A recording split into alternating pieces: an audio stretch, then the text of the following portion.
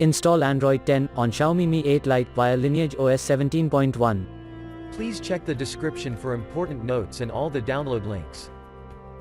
First download ROM and GApps packages, then transfer the downloaded files to the phone storage, link is in the description below. Step 2. Boot your device into TWRP recovery. Once in TWRP, click on Wipe, Advanced Wipe, and select the check boxes, as shown in the image, excluding internal storage. Step 4. Swipe the button to wipe the device. Step 5. Go back to the recovery main screen, and tap on the Install button. Step 6. Navigate to the storage, and select the ROM zip file. Step 7. Finally, swipe the button on the screen, to install ROM file. Step 8.